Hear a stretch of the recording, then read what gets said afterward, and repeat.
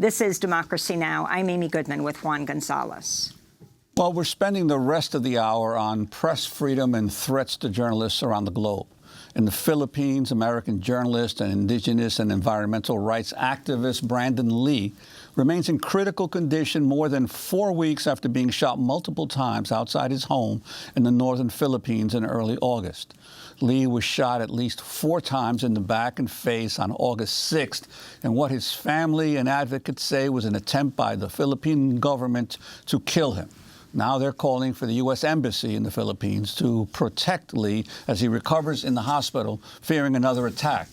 This is Brandon Lee's mother, Louise Lee, speaking in late August. Before we left San Francisco, we heard that Brandon had 6 cardiac arrests. When we arrived in Baguio City, we heard that he had his 8th cardiac arrest. I can't believe that my son has had 8 cardiac arrests and has survived. And he's still alert, and he smiles, and he puckers his lips to give me a kiss. And I'm just so happy. I'll be so happy when he returns home to the United States. My family and I are very thankful for the care that he is receiving here at Baguio General Hospital, but we are very concerned for his safety. The assailant is still out there and could come back to finish the job. I'm hoping that the U.S. Embassy and other U.S. representatives will be able to help us with medically evacuating Brandon and bringing him back home to San Francisco and away from his perpetrators, people who are out there wanting to kill him. Brandon Lee is a Chinese-American born and raised in San Francisco, but he spent the last decade in the Philippines, where he has a wife and young daughter. He's correspondent for the weekly newspaper Northern Dispatch, where he reports on community issues and land use, including corporate and government control of ancestral lands for mining and dams. He's also a paralegal for the Cordillera Human Rights Alliance and activist with the Ifugao Peasant Movement, a community group that's currently protesting a hydropower project and increased militarization in Cordillera.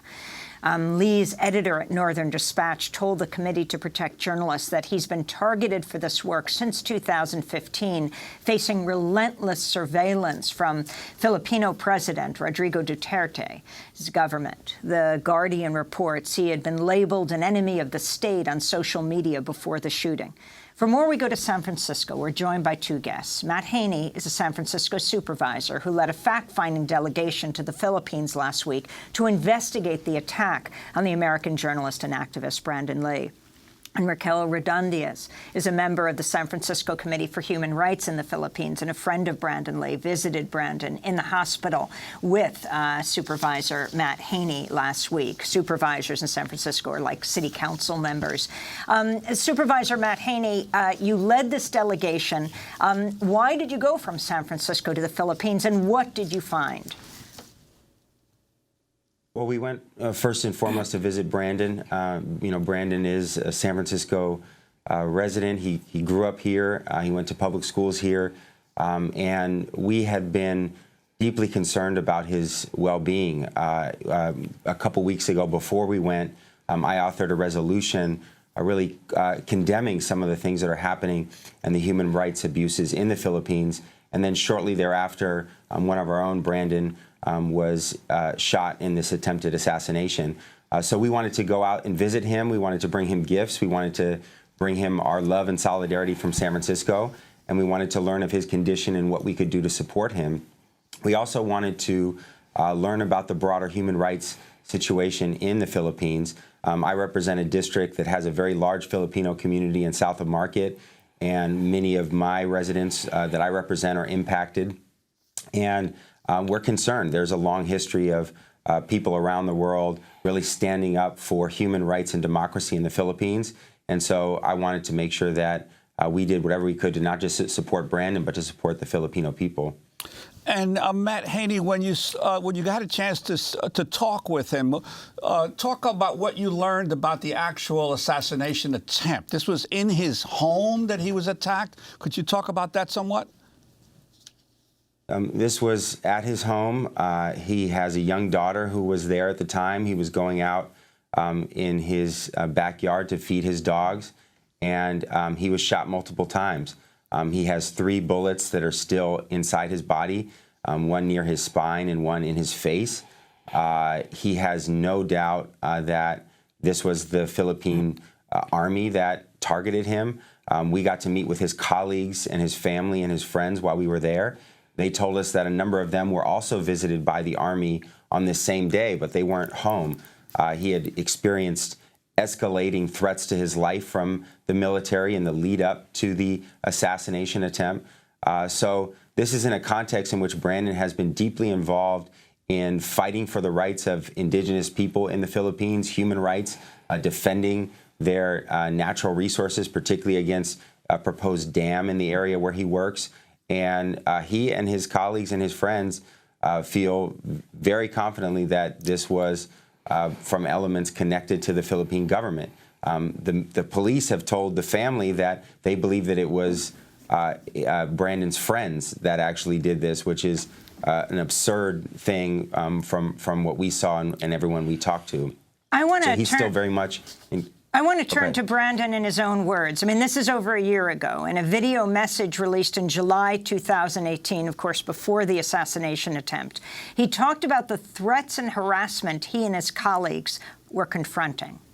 Hello, my name is Brandon Lee. I'm a volunteer at the Ifugao Peasant Movement, IPM.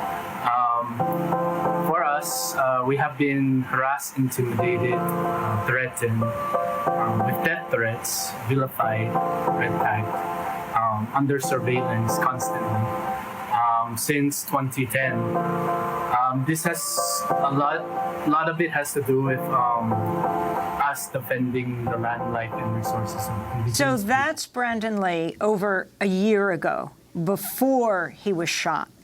Raquel Redondiez, you went on this fact-finding mission with Supervisor Matt Haney and others. You were a close friend of Brandon Lee. If you can talk about what he put out right before the assassination attempt. He was already saying he was targeted and who he was targeted by and for what. Yes, even in the weeks leading up to the attempted assassination, he had emailed some of his friends in San Francisco and told us that he was being visited at his home, at his workplace by the military or paramilitary forces. And, you know, he was very concerned about this. They were even asking about his daughter. And so this is, you know, something he, as Matt said, he's been facing harassment, intimidation, even death threats for several years now for his work organizing amongst the indigenous communities in the Cordilleras. And Raquel, I'm wondering, this case has not received very much attention at the national level. I'm thinking, for instance, of the case of Atawambi, another American student in North Korea who was jailed, and there was a whole campaign to get him released. And finally, when North Korea did release him, he ended up dying as a result of a coma there. And even President Trump got involved. Here, what's been the reaction at the national level to the fact that this is an American who was killed in the Philippines? Shot. Oh, shot, I'm sorry, in the Philippines. Well, definitely family and friends have been reaching out to our congressional representatives. His mom reached out immediately to the U.S. Embassy to seek support for protection from Brandon while he's still at the hospital recovering. The family's been requesting medical evacuation for Brandon at the soonest time. And sadly, we've not really gotten a proactive response. I think there's definitely, you know, private concerns expressed to family members at meetings with congressional offices. But what the U.S. Embassy response was actually to contact the Philippine National Police to provide protection at the hospital, which was not welcomed by Brandon's family and colleagues who do believe that the Philippine National Police has been part of the harassment and the intimidation that Brandon and his colleagues have been experiencing the last several years. If you can talk more about that. Now, Sean Crispin with the Committee to Protect Journalists said, quote, authorities should leave no stone unturned in identifying and apprehending the perpetrators behind the shooting of journalist Brandon Lee. Until President Rodrigo Duterte shows he is serious about protecting journalists, all the talk of investigations will come to nothing and violent attacks on the press will continue, he said. If you can describe who you know is behind this attack and also what happened to others that night that he was shot. I mean, what we've learned in our trip throughout the Philippines is that this is not an isolated incident. In the case of Brandon, 7 other of his colleagues were visited at their home or their offices that same evening.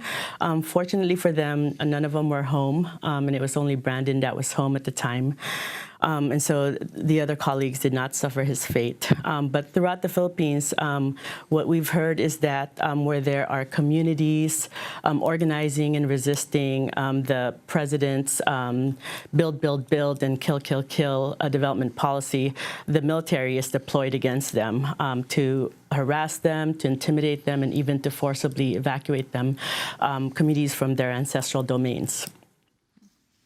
And Matt Haney, if you can talk about what's happening in the Philippines overall, the broader context of the extrajudicial killings. I mean, Rodrigo Duterte, a close ally of the United States, President Trump has applauded him over and over, even as he himself, Duterte, has boasted about personally killing people.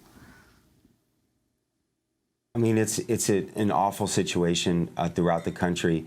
President Duterte has been pretty clear about what he intended to do, and he's doing it.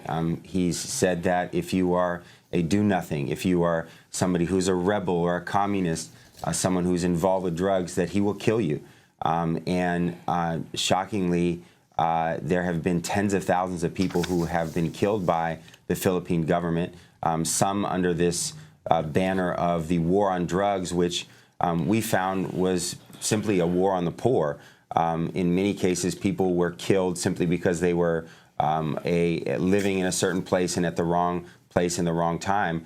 We met with some of the folks from the night crawlers, which are photojournalists who go and take photos of these extrajudicial killings, and they told us that these are so common that now their editors are telling them that they can't even cover them anymore because they need a new angle, because these are happening so often that it's not even news anymore. And this particular journalist told us that the only thing that has changed is where they're dumping the bodies and how they're lying about it.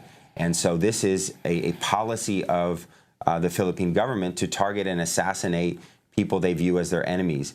And often those are people who stand in the way, like Brandon, who is standing up for people and their land and their rights.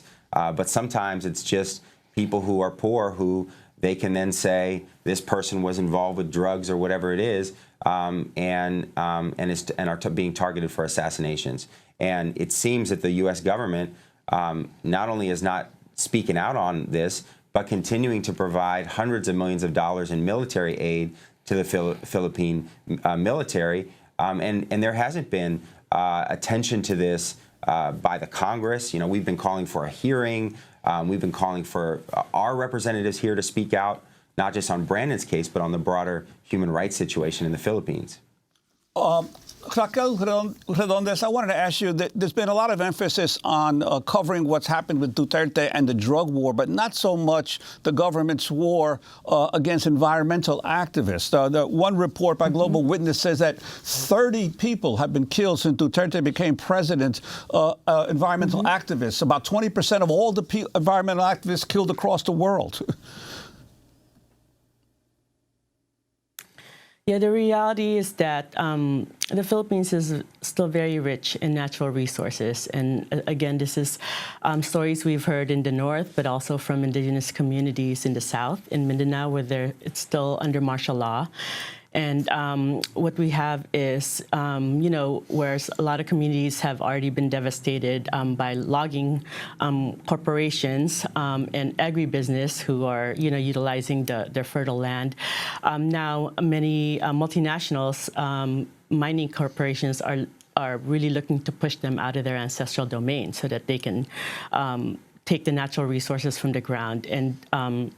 And so, as a result, like Supervisor Matt Haney said, anyone who stands in their way is harassed, intimidated, or outright massacred. We've heard this representatives from indigenous communities throughout Mindanao.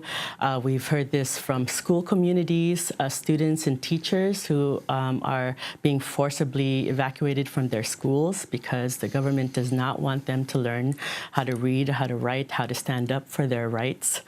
It's not just environmentalists, but other human rights defenders and anyone who's organizing for their rights in the Philippines. We want to thank you both so much for being with us. We will continue to follow the story of Brandon Lee, how he is and what's happening to him. Raquel Redondiez, I want to thank you for being with us, member of the San Francisco Committee for Human Rights in the Philippines, friend of Brandon, visited him in the hospital, along with San Francisco Supervisor Matt Haney, who led a fact-finding mission to the Philippines last week.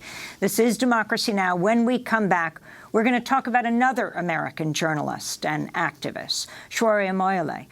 He is a Nigerian-American. He also ran for president in Nigeria. He's been arrested and jailed in Nigeria for a month. We'll speak with his wife and a Columbia law professor about his situation. Stay with us.